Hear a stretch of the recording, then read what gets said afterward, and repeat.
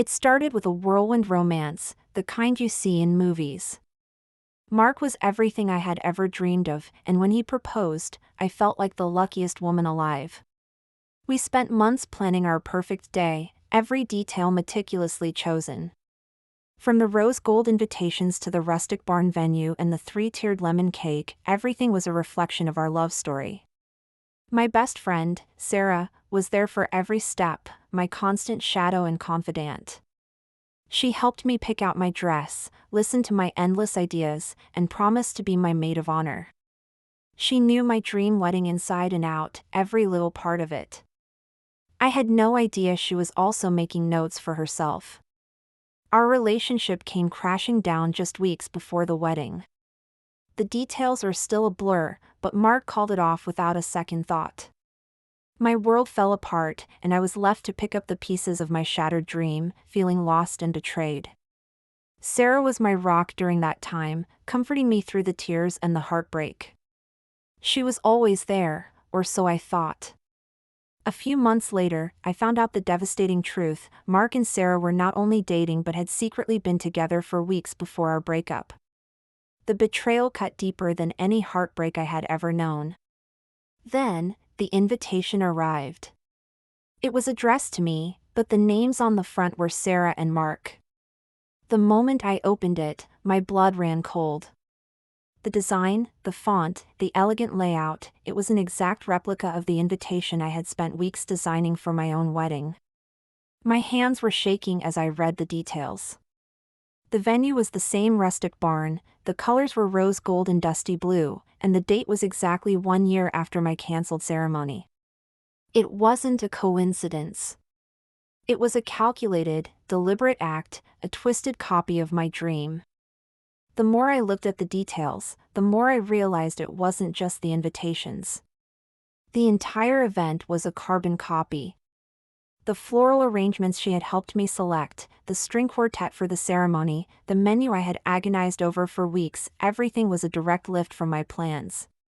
My other friends were horrified, urging me not to go.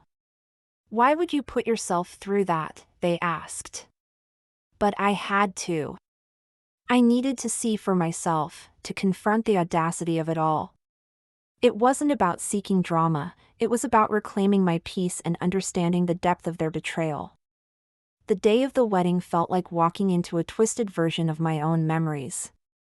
There I was, sitting in the pews of the barn I had booked, watching Sarah walk down the aisle in a dress similar to the one I had almost chosen. The string quartet played the exact same songs, and even the cake looked familiar. I felt a weird mix of disbelief and morbid fascination. It was a bizarre, surreal experience, a ghost of my perfect day haunting a ceremony that rightfully belonged to someone else. I kept my composure, watching everything unfold, waiting for a sign. As I sat there, my mind raced. I couldn't believe the lengths they had gone to. Then, during the reception, a memory surfaced, a video I had forgotten about. I had a habit of filming everything, and a few weeks before my cancelled wedding, I had recorded Sarah helping me practice my vows. In the video, I was reading them to her, and she was so excited, she started rehearsing them herself, wanting to make sure she said my lines perfectly for me. The thought hit me like a ton of bricks. She didn't just copy my wedding, she was practicing to take my place. That's when I knew what I had to do. I found the video file on my old laptop, tucked away in a folder I hadn't opened in over a year. My hands trembled as I watched it again, the memory of her practicing my vows. The words, the tone, her excitement, it was all there. A cold, hard resolve set in. This wasn't just about a copied wedding, it was about a profound betrayal of trust. My revenge wouldn't be dramatic or loud, it would be a quiet, impactful moment that revealed the truth. I knew this was my chance to expose them and find some kind of closure for myself. The reception was in full swing, and a projector was set up to show a slideshow of childhood photos. I approached the technician and calmly asked if I could connect my laptop for a special toast. I told him it was a surprise video tribute I had made for the happy couple.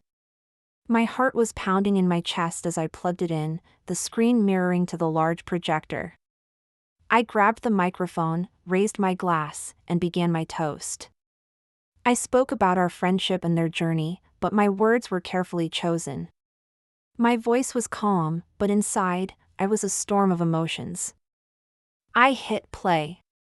At first, the video showed a simple clip of us laughing, a moment of friendship. The crowd smiled. Then, the video shifted to a moment of us rehearsing my vows, with Sarah saying my exact words into her phone to remember them. The laughter in the room died down. There were gasps. I could see Mark's face turn from confusion to pure fury, and Sarah's from joy to absolute horror. The projection screen showed everyone the truth. I simply smiled, put down the microphone, and walked away. My mission was complete. The silence that followed was louder than any cheers.